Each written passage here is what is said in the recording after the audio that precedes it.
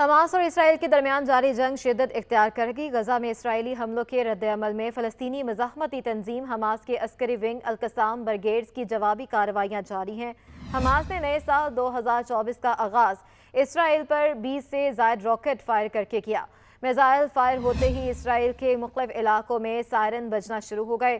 اسرائیلی media کے مطابق اسرائیل کے وسطی اور مغربی علاقوں پر راکٹ حملے میں جانی نقصان نہیں ہوا، لیکن حماس کا دعویٰ ہے کہ اسرائیلی علاقوں پر فائر کیے جانے والے راکٹوں سے اسرائیل کو بھاری جانی اور مالی نقصان کا سامنا کرنا پڑا ہے۔ دوسری جانب القدس بریگیڈز کا کہنا ہے کہ خان یونس کے شمال اور مشرق کی جانب پیش قدمی کے دوران اگلے مورچوں پر اسرائیلی فوجیوں کے ساتھ شدید جھڑپیں جاری ہیں اور غزہ کی پٹی میں حماس کے جنگجوؤں کی جانب سے اسرائیلی فوج کو مارٹر گولوں سے نشانہ بنایا گیا ہے۔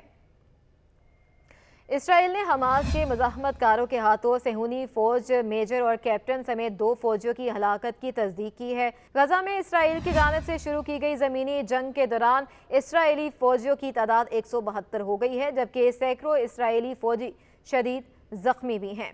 غزہ میں بلا تفریق اسرائیلی بمباری سے حماس کی تحویل میں موجود مزید ایک اور یرغمالی اسرائیلی فوجی بھی مارا گیا، جبکہ اب تک 2,90,000 سے زائد مکانات ناقابل رہائش ہو چکے ہیں۔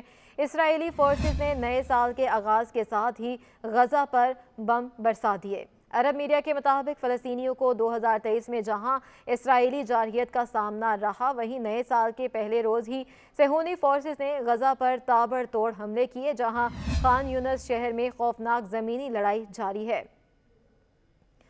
میڈیا رپورٹس کے مطابق اسرائیلی فوج نے وسطی غزہ میں مغازی کیمپ کے ایک گھر پر ڈرون بھی گرائے، جس میں بچوں سمیت متعدد عام شہری زخمی ہوئے، جبکہ نصیرت کے مہاجرین کیمپ میں ایک گھر پر کارروائی متعدد فلسطینی زخمی ہوئے۔